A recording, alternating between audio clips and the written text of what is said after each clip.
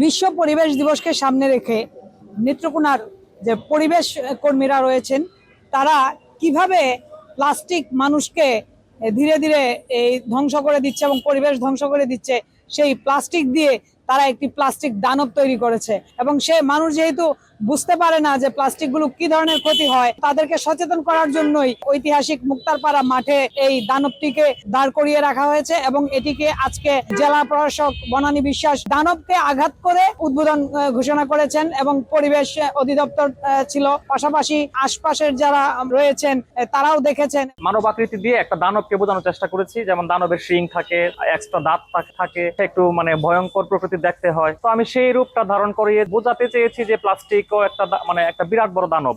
এই প্লাস্টিক এক সময় দেখা যায় যে কোনো না কোনো ভাবে আমাদের পেট পর্যন্ত চলে যায়। স্ট্রাকচারটা দেখে আমরা এইটা বুঝতে পারতেছি যে প্লাস্টিকের সাম্যক যে ব্যবহার, এটা আমাদের জনজীবনে এবং বিশ্ববাসীর জীবনে যে কতটুকু ক্ষতি বয়ে আনতেছে সেটা প্রকাশ করার যে একটা মাধ্যম, এটা এই যন্ত্র দানব এই প্লাস্টিক দানবটায় প্রকাশ করে দিতেছে যে আমি রাক্ষস, আমি পৃথিবীকে এন করতেছি, ত্যান করতেছি, এইভাবে ক্ষতি করতেছি, ওইভাবে করতেছি, যে ক্ষতিগুলি আমাদের চোখে সর্বতই পরিলক্ষিত হচ্ছে। বাংলাদেশকে গিলে খাচ্ছে, আমাদের বাংলাদেশের মাটি, পানি, বায়ু এবং এমনকি মানুষের শরীরে প্লাস্টিক কণা ঢুকে পড়েছে।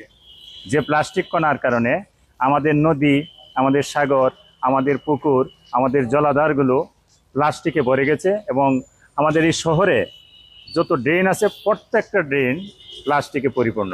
এই দানবটা দিয়ে বুঝিয়েছেন এই প্লাস্টিক যা কিভাবে পরিবেশকে ধ্বংস করছে এবং এই নদী, নালা, খাল, বিল, ড্রেন অল্প বৃষ্টি হলেই জলাবদ্ধতায় পরিণত হয়। তো মানুষের জীবনের যে একটা বড় বিপর্যয় ডেকে আনছে এই প্লাস্টিক দানব, সেই প্লাস্টিক দানবটি দিয়েই তারা সেটিকে প্রকাশ করেছে। পরিবেশ অধিদপ্তর থেকে আমরা বিভিন্ন সময়ে বিভিন্ন প্রোগ্রাম নিচ্ছি, যেমন নদীর দূষণের কথা বলা হয়েছে। আমরা কিন্তু নদীর পানি পরীক্ষা করিয়েছি।